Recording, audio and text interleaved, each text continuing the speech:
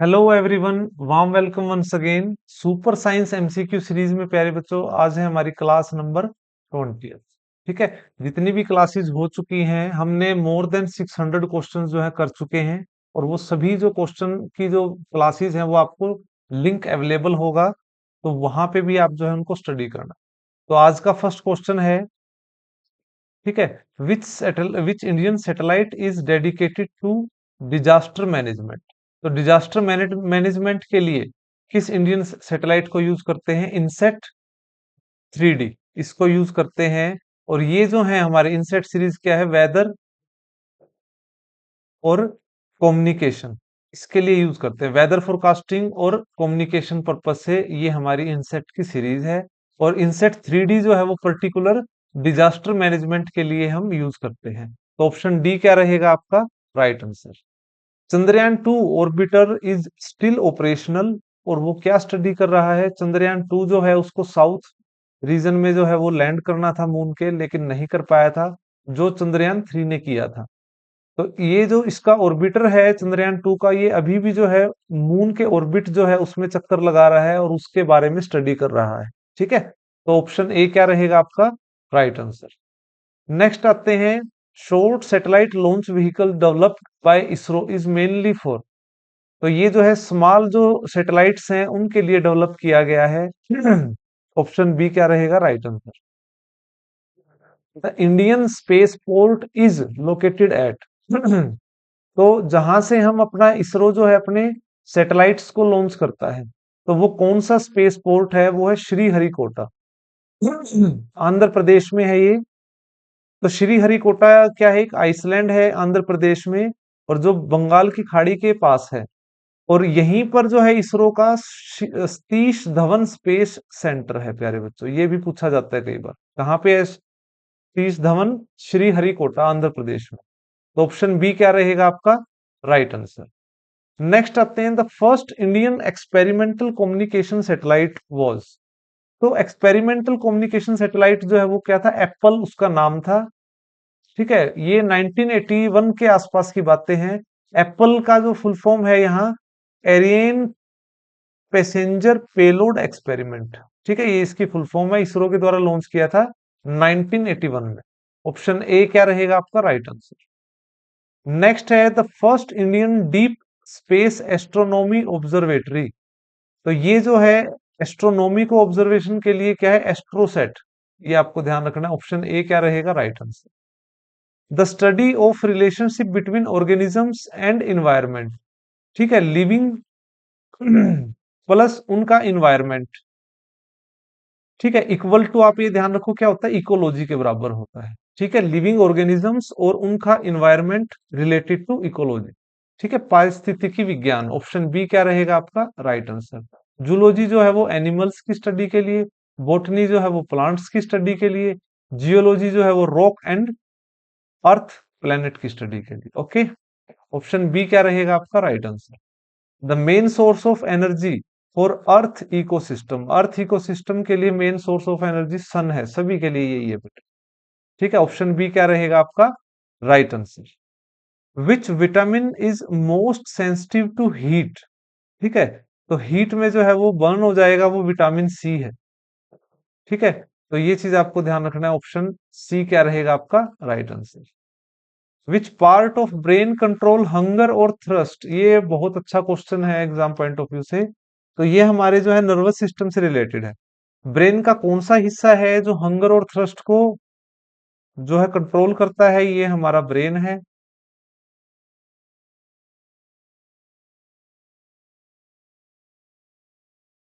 ठीक है, तो ये ब्रेन का जो सबसे बड़ा पार्ट है वो तो है ये वाला, जो क्या है? सेरिब्रम।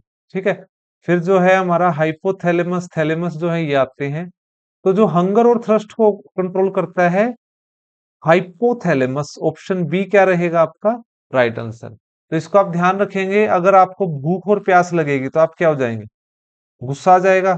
भूख लग रही है, प्यास लग रही है, तो हाइपर हो जाएंगे। हाइपोथैलेमस आपको ध्यान रखना। ठीक है, एक होता है थैलेमस। थैलेमस ये ठंडा और गर्म का सेंस कंट्रोल करता है। ठीक है, ठंडा और गर्म, इसको कंट्रोल करता है थैलेमस। ठीक है, तो ये आप ध्यान रखेंगे। ऑप्शन बी क्या रहेगा आपका राइट आंसर। नेक्स्ट आते हैं, which law is used in transformer. Transformer के अंदर जो है प्यारे बच्चों, एक तो इलेक्ट्रोमैग्नेटिक इंडक्शन, ये जो है ये लॉ यूज होता है, और जो है म्यूचुअल इंडक्शन यूज होता है। काफी चीजें हैं जिनको मैं थ्योरी की क्लासेस में डिटेल में बताऊंगा। और कौन सा लॉ जो है वो इलेक्ट्रोमैग्नेटिक इंडक्शन का लॉ है फेरेडे लॉ। फेरेडे लॉ जो है, तो वो उसके ऊपर डिपेंड करता है प्यारे बच्चों। डायग्राम से अगर आप देखोगे कि अगर हम मैग्नेट को, जो ये कोयल है कॉपर की, इसके में जो है मूवमेंट करवाएंगे, इसमें मूवमेंट जब करवाएंगे, मूवमेंट करवाने से क्या होगा, मैग्नेटिक फ्लक्स जो है इस पर्टिकुलर कोयल में वो क्या होगा, चेंज होगा विद रिस्पेक्ट टू टाइम। और जितना ज्यादा मैग्नेटिक फ्लक्स चेंज होगा, फ्लक्स को फाई से रिप्रेजेंट करते हैं, और उतनी ही इसके अंदर ईएमएफ इलेक्ट्रोमोटिव फोर्स प्रोड्यूस होगी। ठीक है ना। तो ये इसका फार्मूला है, electromotive force is directly proportional to the instantly change in magnetic flux with time. तो ये फार्मूला भी ध्यान रखना है आपको। ठीक है, ऑप्शन ए क्या रहेगा आपका right answer. The main pollutant of air. तो एयर का मेन पोल्यूटेंट क्या है, कार्बन मोनोऑक्साइड, सीओ। ठीक है, कहां से आता है ये हमारा, इंडस्ट्रीज से आता है, ऑटोमोबाइल व्हीकल से आता है। ठीक है, तो इनको आप ध्यान रखेंगे। Taj Mahal is affected by air pollution due to acid rain. ठीक है, इसको आप ध्यान रखेंगे। ठीक है, जो ताजमहल है वो किसका बना हुआ है, मार्बल का है। ठीक है, लाइमस्टोन, कैल्शियम, CO3। ठीक है, और उसके ऊपर जो एसिड रेन होती है, एसिड रेन में क्या होता है, HNO3 और H2SO4। ठीक है, तो ये जो बनता है एसिड, नाइट्रिक एसिड और सल्फ्यूरिक एसिड, और किस कारण बनता है ये, नाइट्रोजन डाइऑक्साइड और सल्फर डाइऑक्साइड, इंडस्ट्रियल और गाड़ियों व्हीकल के जो पोल्यूटेंट पार्टिकल हैं उनसे। ठीक है, और बारिश पानी मिलकर जो है वो क्या बनाते हैं, ये acid, nitric acid, sulphuric acid, और वो किस में आते हैं, एसिड रेन। तो ये आपका एक इंपॉर्टेंट क्वेश्चन है। ऑप्शन ए क्या है आपका राइट आंसर। ठीक है। Noise pollution is measured in. तो नॉइस पोल्यूशन जो है वो किसमें, डेसिमल में मेजर किया जाता है।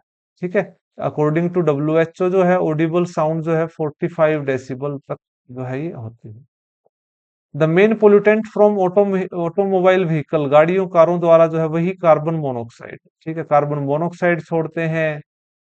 ठीक है, इस चीज को छोड़ते हैं, एस सल्फर डाइऑक्साइड, ये सारी चीजें जो हैं कार्बन डाइऑक्साइड। ठीक है, तो ऑप्शन ए क्या है main right answer. Blue baby syndrome caused due to the excess of. देखिए, ब्लू बेबी सिंड्रोम में जो है ये बच्चों के अंदर होता है, वो उनकी जो बॉडी है वो ब्लू हो जाती है। ठीक है, नीली पड़ जाती है। और वो किस कारण होता है, जो पानी के अंदर नाइट्रेट होता है, वो अगर खराब पानी पिया जाए तो उसके कारण होता है नाइट्रेट। ठीक है, वाटर के अंदर जो है अगर नाइट्रेट होगा, इंडस्ट्रियल वेस्ट के कारण जो है वो आता है, और उस पानी को पीने से बच्चे को हो सकता है blue baby syndrome. Option C क्या रहेगा आपका right answer. Global warming is mainly caused by increase of. जो ग्लोबल वार्मिंग जो वो बढ़ रही है, वो किसके कारण बढ़ रही है, excess of green house gases का एमिशन। तो ये ऑप्शन सी क्या रहेगा right answer. Excess green house gases के कारण, और एक्सेस क्या चीजें, कार्बन डाइऑक्साइड। ठीक है प्यारे बच्चों, ऑप्शन सी क्या रहेगा right answer. Kyoto protocol, Kyoto protocol जो है ये इंपॉर्टेंट है आपका, और ये क्लाइमेट चेंज और ग्रीन हाउस गैसेज के बारे में ही है, जो कि एक्सेस एमिशन जो है इसको कैसे कंट्रोल किया जाए। तो ये जो है वर्ल्ड की कंट्रीज हैं उनका एक कोलेब्रेशन है, क्योटो प्रोटोकॉल, जिसको लेके मीटिंग होती है। ठीक है, तो ये जो है यूनाइटेड नेशन इन्वायरमेंट प्रोग्राम, इसके तहत जो है ये ऑर्गेनाइज किया जाता है। ठीक है, ऑप्शन सी क्या रहेगा आपका right answer. El Nino is the climatic phenomena associated with. La Nina, La Nino और एल नीनो जो है ये हमारे क्लाइमेट फिनोमिना है, जो कि प्रशांत महासागर, पैसिफिक ओशियन के अंदर जो है ये आता है। ठीक है, ऑप्शन बी क्या रहेगा आपका right answer. The hole of ozone layer is mainly caused by chlorofluorocarbon. ठीक है, जो कि AC रेफ्रिजरेंट जो यूज होते हैं उनके अंदर जो है ये यूज होता है। ठीक है, जिसके कारण जो है हमारी ओजोन जो है लेयर उसमें होल हो रहा है। और अगर होल वो बढ़ेगा तो यूवी जो है सन की वो जो है पृथ्वी पर आएगी, और वो आएगी तो उससे क्या होगा, स्किन कैंसर।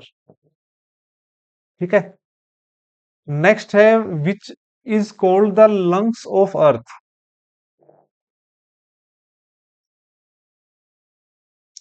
धरती का फेफड़ा किसको कहा जाता है, लंग्स ऑफ अर्थ किसको कहा जाता है, इंपॉर्टेंट क्वेश्चन। तो ये प्यारे बच्चों जो अमेजोन जंगल है, जो साउथ अमेरिका है वहां पर है ये, यहाँ पे साउथ अमेरिका में अमेजोन जंगल, तो वो एक ट्रॉपिकल रेन फॉरेस्ट है जिसको कहा जाता है lungs of earth. Option B क्या रहेगा आपका right answer. The non living component of ecosystem are called. ठीक है। जो नॉन लिविंग कंपोनेंट हैं हमारे इकोसिस्टम के, वो क्या होते हैं, हमारे अबायोटिक फैक्टर्स होते हैं। ठीक है, तो इसको आप ध्यान रखेंगे। और ये प्रोड्यूसर कम और कंज्यूमर ये क्या है, लिविंग। ऑप्शन बी क्या रहेगा आपका right answer. In a food chain plants are, plants क्या है, प्रोड्यूसर हैं, बिल्कुल नो डाउट। ऑप्शन बी क्या रहेगा राइट आंसर। डायग्राम से आप देख सकते हैं कि सूरज की किरणें जब प्लांट्स के ऊपर गिरती हैं तो ये क्या है, प्राइमरी प्रोड्यूसर है। अब इस ग्रास को जो है ये, जो टिड्डी होती है ग्रास होपर, ये खाएंगी, प्राइमरी कंज्यूमर। फिर फ्रॉग जो है इनको खाएगा, ये सेकेंडरी कंज्यूमर। फ्रॉग को कौन खाएगा, स्नेक, टर्सरी कंज्यूमर। और जो है ईगल किसको खाएगी, स्नेक को, तो ये अपेक्स कंज्यूमर। तो इस तरह से ये जो है फूड चेन साइकिल चलता है। The ultimate source of energy in food chain, आप खुद बताइए क्या है, सन है। तो ऑप्शन सी क्या रहेगा आपका right answer. Which process convert waste organic matter into manure. जो वेस्ट ऑर्गेनिक मैटर है, जो हमारे घर का सब्जियां हैं, फल फ्रूट का जो वेस्ट होता है, उससे जो खाद बनती है, उसको खाद को बनाने में जो है उस प्रोसेस को कहा जाता है वर्मी कंपोजिशन। ठीक है, वर्मी कंपोस्ट। ठीक है।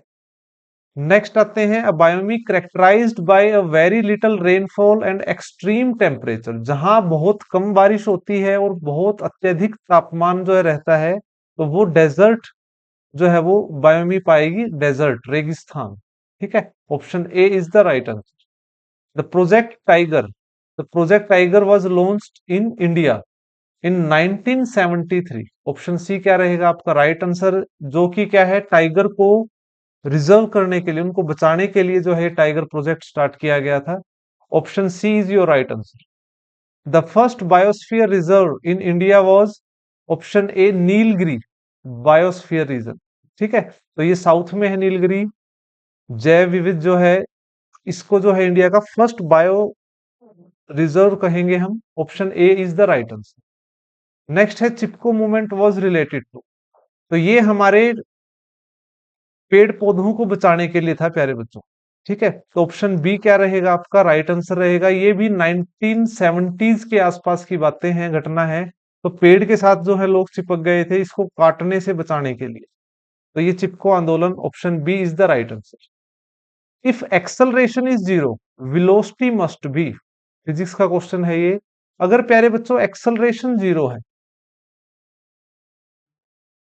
मान लो क्या है, एक्सेलरेशन क्या होता है, change in velocity with respect to time. अगर समय के साथ वेलोसिटी में चेंज नहीं है तो एक्सेलरेशन क्या है आपका, जीरो है। और वेलोसिटी में चेंज नहीं है तो वेलोसिटी क्या है हमारी, यूनिफॉर्म वेलोसिटी है। यूनिफॉर्म वेलोसिटी है तो मतलब क्या है, कांस्टेंट वेलोसिटी है। अगर ऐसा है तो एक्सेलरेशन क्या हो जाएगा, जीरो। ठीक है, option B is the right answer. Last question है आपका, the silent valley national park जो है, ठीक है, साइलेंट वैली नेशनल पार्क जो है ये कहां पर है, तो ये केरल के अंदर है प्यारे बच्चे। ठीक है। और साइलेंट वैली जो है एक्चुअल में जो जगह का नाम है वो यूके, उत्तराखंड के अंदर है प्यारे बच्चों, इसको ध्यान रखेंगे। लेकिन जो है silent valley national park is located in Kerala. Option A is the right answer. तो यहाँ प्यारे बच्चों हमारे जो है पूरे 601 क्वेश्चन हो चुके हैं। आगे भी हम कंटिन्यू रखेंगे। तो आपको कैसी लग रही है हमारी क्लास, ये कमेंट करके बताना मुझे। और कोई आपके डाउट्स हैं या किस टॉपिक से रिलेटेड आप पढ़ना चाहते हैं वो आप मुझे कमेंट कर सकते हैं। ठीक है। आज की क्लास में इतना ही। धन्यवाद।